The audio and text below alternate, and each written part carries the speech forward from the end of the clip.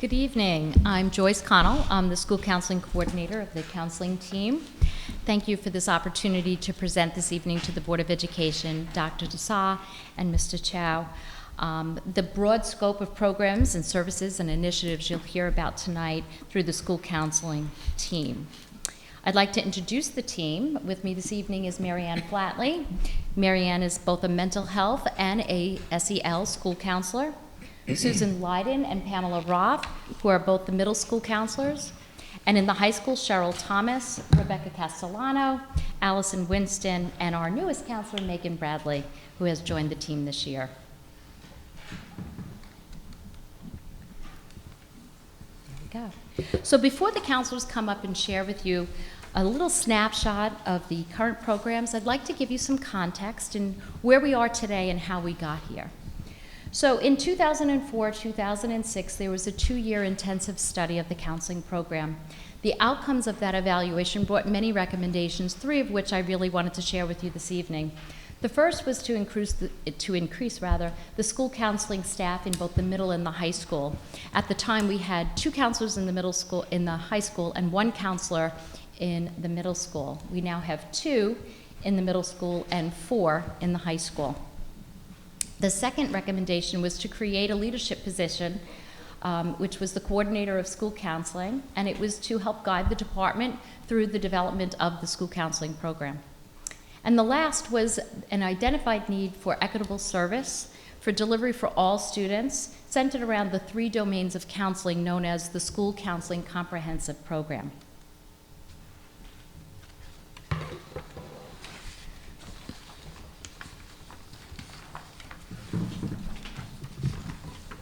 So the school counseling program is centered around 3 domains: college and career, academic, and social emotional.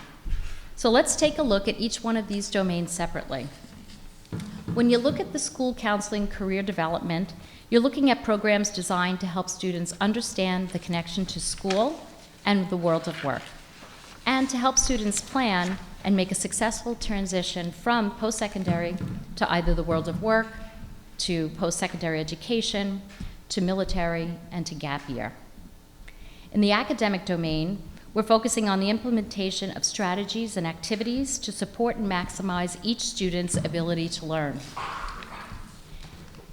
In the social domain, we're helping students manage their emotions, develop and apply interpersonal skills. As we look at each of these bubbles, they're small representations of the programs that the counselors provide in each of the buildings. For example, in the career development, you'll see there's a Naviance bubble. In both the middle and the high school, we use a software program that helps students learn a little bit more about their strengths and their abilities, their talents, their interests, and some of those then rotate into what a career might look like. What are some of the skills they would need in that career? The education, perhaps, if they were going to continue on, whether for a training program or for a 4-year degree. As we look at other things in, say, for example, the social realm, we're looking at things that maybe in the elementary school they might do a fill a bucket or walk in my shoes programs that helps teach the students self-awareness and character development. Each of these programs together make a comprehensive plan for each one of the buildings. Michael's going to help me open up one of the links to one of the comprehensive plans. So in the high school, for example, you'll see each one of our programs are built on our beliefs, the vision, and the mission, which is unique to the appropriate development of the students, and focusing on the domains, which promote mindsets and behaviors that enhance the learning process and create a culture for college readiness. On the comprehensive link, you'll see a program map, which is representative of the high school, but there's one for each of the other buildings, which indicates the students' mindsets and behaviors that we're acquiring through those skills, the actual program that we're providing to the students, what the objective of that program is, the grade level, who is providing that program, and what the measurable outcomes would be. Thank you, Michael. As we move forth into the PowerPoint, we'll go to the next slide. Oh, that's okay. I got it. Thank you. You'll see a tiered level approach to the service that we provide our students. On the tier level 1, these are programs and services that are delivered to all students. This might be, for example, an orientation program that we'd provide in either the elementary, middle, or high school. These are programs that might be something we present to parents, a grade level of students. It could be the entire school district, but it's services and programs that are presented to all students.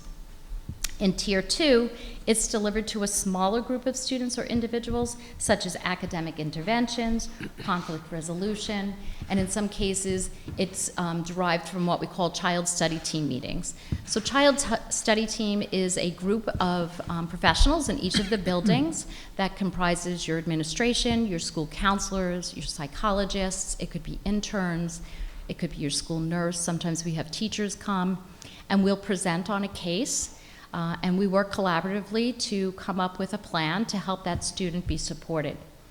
Some of those plans may come in the form of what we call a Tier 3 service.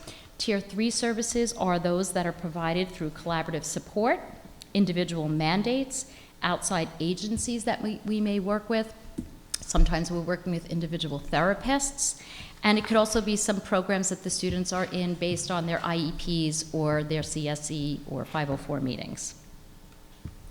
I'd like to bring Marianne Flatley up to the podium. She's going to share with you some of those programs that she's been working on over in the Bedford Village School.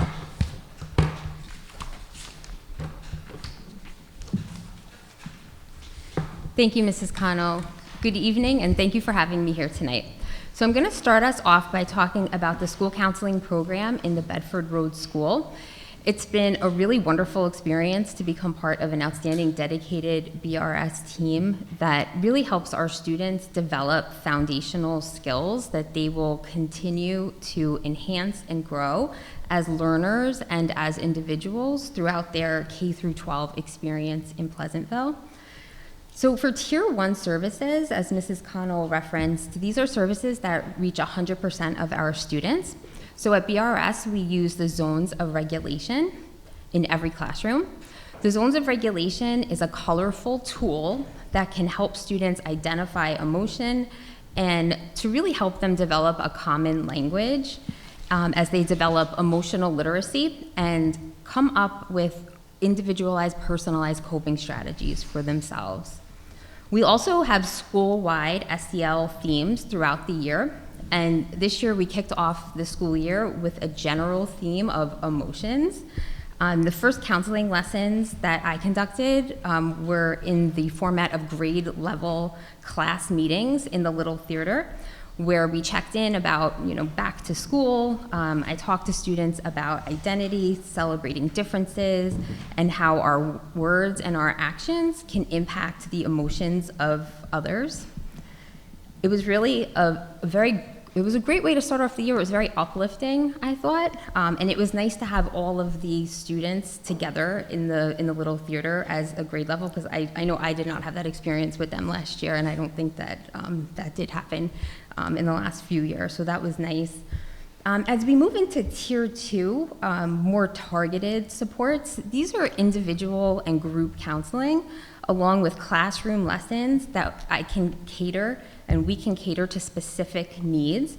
So for instance, this is the second year that I've been offering discussion groups for new students in the 3rd and the 4th grade. We actually have a new student in the 4th grade in the audience tonight, which is pretty cool and I wasn't expecting. New student groups are just a really great way for students who are new to Pleasantville to talk to each other and check in about how things are going. Also to talk about where are you coming from, what's different about your former setting to BRS, and it's just a really kind of great way to ensure that students are acclimated to BRS and to the Pleasantville community. This year also, I have an office at BRS, which is incredibly exciting, and it's really changed it's helped me to develop my Tier 2 services for students. So in Tier 2, I may meet with a student or a group of students who might benefit from what we call at BRS sort of like a double dose of a topic or a skill that was addressed in Tier 1. This might come as a result of something that came up in class or at recess, and it's really reinforcing skills kind of in the moment based on a specific situation, which is very helpful. For more formal counseling referrals that I receive, I go through the child study team, as Mrs. Connell kind of explains what the child study team is at all 3 levels. That way the BRS team, families, students are all on the same page about what supports are being provided for students. I also work with families I make referrals, so I can help facilitate referrals within the community based on whatever need a family may have. And I also might make a referral to, say, an outside counselor, outside therapist. And as we move into Tier 3, as Mrs. Connell reviewed, these services are really ongoing consultations related to supporting the academic, social, and emotional needs of our students. So this might mean ongoing communication with the psychologists about a certain student issue, and also ongoing communication with outside providers like a therapist. So this was an overview of the 3 tiers of support for the counseling program at BRS. And at this point, I'm going to hand it over to Ms. Roth, who is going to share more information on our student programs and supports at Pleasantville Middle School. Thank you.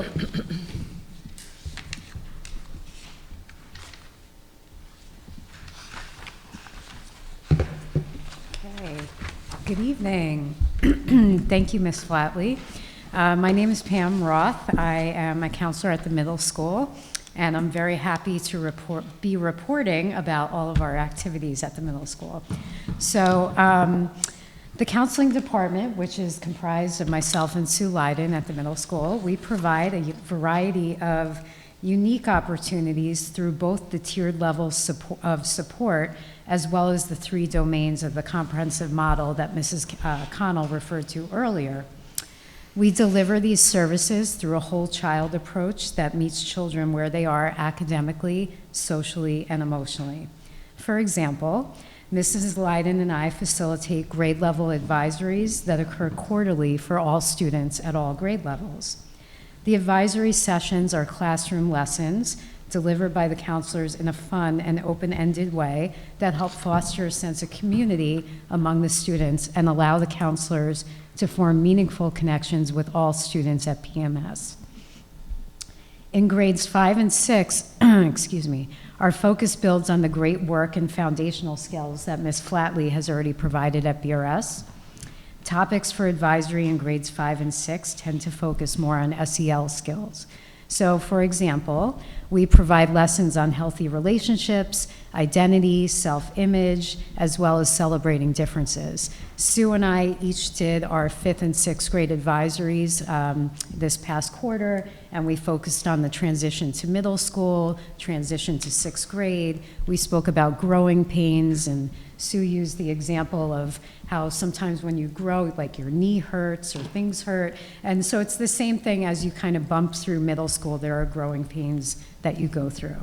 So we also touch upon and begin to expand on the academic and career domains with lessons that discuss interest, hobbies, executive functioning skills, as well as self-advocacy skills. So in grades 7 and 8, our advisory sessions shift a little bit, and they focus to include more academic and career planning. So those lessons may include topics such as time management, academic planning, including making your schedule, how best to utilize the resources in the building, whether that's Flex or Homework Club or Schoology. And we even collaborate with the Home and Careers curriculum on the Careers Unit and Introduction to Naviance. And we use that really as a building block for what's to come in the high school, which Rebecca will talk about in a few minutes. So that begins to open the conversation about careers and hobbies and so forth. So moving on from advisory, the middle school continues to offer DBT Steps A, skills training for emotional problem solving. So this SEL curriculum instructs students on coping skills related to self and social awareness. It works on emotional regulation, decision-making, and relationships. So again, these lessons are building upon the foundations that Marianne referred to with the zones of regulation.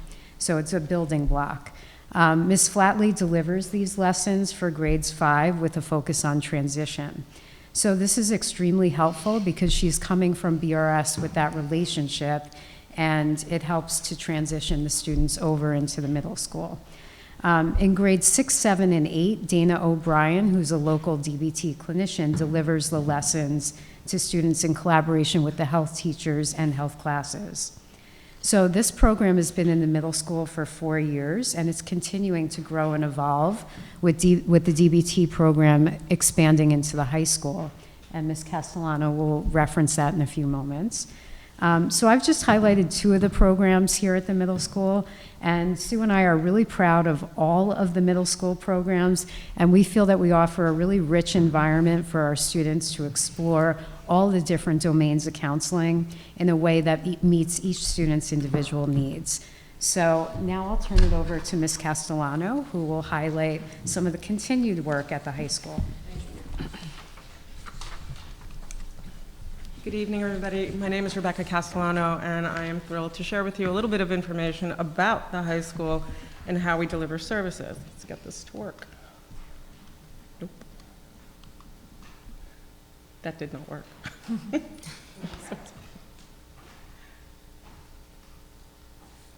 Clearly, technology is a challenge. So, within the high school, we continue the tiered approach to service delivery and intervention. As my colleagues have said, Tier 1 is our universal programming, delivered per grade and specific to the needs of the grade. The modalities that we use to make this happen include class instruction, grade activities, individual meetings, and community presentations. All students will receive the same information in an equitable manner. That's the goal here. The Tier 1 approach allows students to get to know all counselors and learn about the resources that are available to them. We focus in the high school within the Tier 1 on what the developmental needs are of the student at that particular year. And we find that in the 9th grade, we spend the time on transition. The work is to help students transition into high school and our expectations by giving them opportunities to meet with counselors, peers, and faculty in a variety of settings. The freshman orientation is our big start. It's a dynamic experience. The 9th graders and new students to the district get a sense of what the building and the people are like, and the 11th and 12th graders use their leadership skills and learn how to mentor and create community. This is students bringing students in, counselors facilitating the experience, which makes it a really special time. It's also in the 9th grade that we build on a Steps A program through classroom instruction. As Ms. Roth mentioned, DBT Steps A has been in the district for several years. This year, because our freshmen had entered PHS with foundational skills, freshmen received monthly lessons alternating in the English and social studies classes that we are now calling freshman advisories. As we move from 9th to 10th, we focus on college and career planning, or the start of exploring post-secondary planning. We continue to work on developing independence in school, learning how to advocate for educational needs, balancing coursework with extracurriculars, and self-care, while also exploring and learning about all post-secondary options through a variety of grade-level programming, including in-class Naviance lessons. As we move to the 11th grade, still in the Tier 1, this is the year that we continue to explore and start making plans for what happens after high school. The paths are varied, which is why we are thoughtful to present panels and have conversations individually with students and their families to explore what life after high school could look like, be it 4-year or 2-year college program, part-time study or work, gap year, military, apprenticeship, technical programs through BOCES. To do this work, we partner with our colleagues in colleges and community who help us with mock admissions, panel presentations, and college essays. Then we move into the 12th grade, graduation and planning for the future. This is the year where the rubber hits the road, and students work with their counselors and families to make decisions about the next steps. We started earlier this year by providing a summer boot camp before the start of school for those students who were ready to start filling out college applications, and we continue to work throughout the year with multiple programs. We spend more time individually with all our seniors to make sure they have solid plans for the next phase, while supporting them during what can be an exciting and yet scary time. As a best practice, we present all that we have done and all that we will do with the grades in the Tier 1 with families and guardians via parent coffees, hosted throughout the year in a variety of formats. We will do in-person, we will do Zoom as needed. So that is the scope of our Tier 1 or universal programming. As we move into Tier 2, conversations and consultations with all stakeholders, we know that some students may need more time and attention. So this is a smaller subset of kids that will require intervention. Some, but not all students, will need this. Our services in this tier are very similar to the ones that you've seen or heard about in the other schools, and will include individual counseling for short-term with our school counselor, facilitated activity period study sessions with teachers or facilitating those experiences, teacher and family meetings, child study teams, 504 and CSC referrals that typically come from the CST, and connections to outside resources. As we move into the Tier 3, this is where we require the most time and have the fewest number of students that we serve, because we've done the good programming in the Tier 1 and the Tier 2. From the CSC and the 504 evaluations comes the follow-up work and the support that goes along with the plans and programs that are implemented. Counselors will work with teachers on behalf of and with students who are classified or receive 504 accommodations to utilize those accommodations and work with teachers to facilitate any issues that may arise in class or with the work. We provide consultation with resource room as needed when there are academic concerns, and we work with outside providers to best support students in the building. So those are the scopes in terms of Tier 1, 2, and 3. We invite you to take a look at the comprehensive plan for detail, and I'll bring it back to Mrs. Connell. Thank you. Thank you. In closing, we'd like to share with you our focus on the future. Together, the counselors have evaluated where we are today and where we see ourselves going in the future. In terms of the elementary school, we continue to focus on the development of an elementary K-4 program. In the middle school, our focus is on the transition from 4th to 5th grade, where we will continue a robust transition just as we have with the 8th and 9th grade students. In the high school, our focus is going to be working on the development of an advisory model for the freshmen. And holistically, the counseling team is focused on the adaptation of changes in our demographics K-12 and our work toward meeting the needs of a diverse population that we serve. Thank you. Thank you. Thank you so much. Thank you. Really great. A lot of work. And this fall is a very busy time, the culmination of K-12, because now all the kids are figuring out which school, what school, as you said, gap year.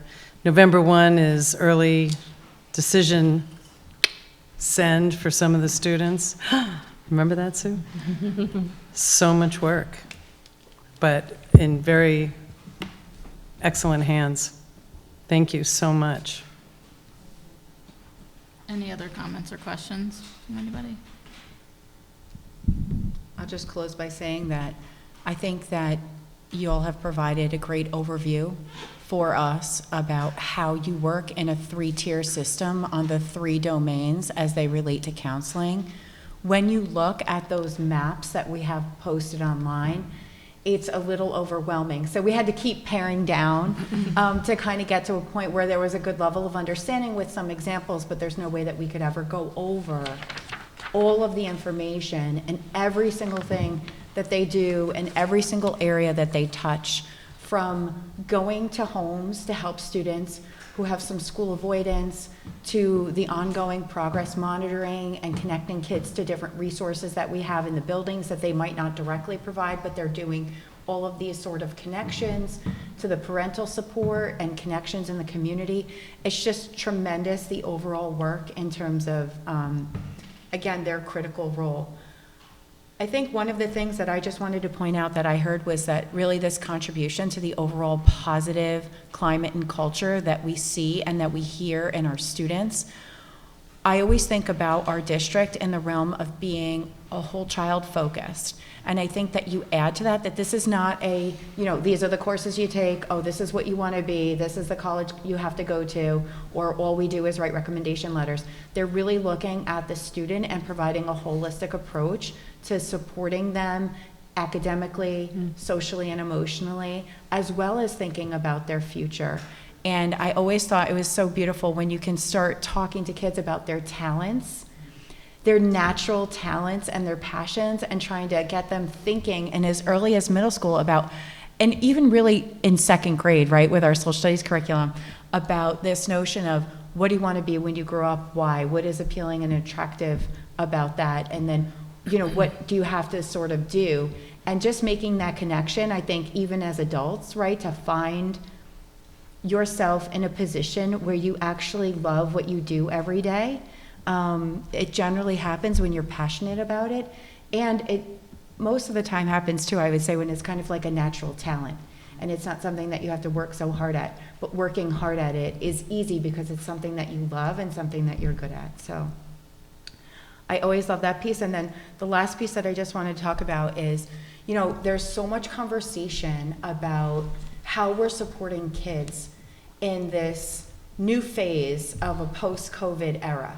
And I think that you have provided a wonderful overview of all that we do in as early as kindergarten to normalize that everybody has different feelings and different emotions, and that every feeling is a feeling. It's not a good feeling or a bad feeling, but it's a feeling, and then making strategies for how you manage your emotions up through the middle school pieces when you were talking about your 5th and 6th grade advisory, and you talked about the growing pains, right? Like this is okay.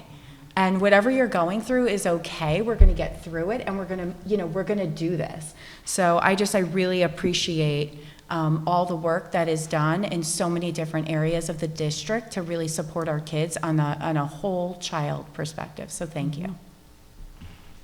Thank you so much for everything you do.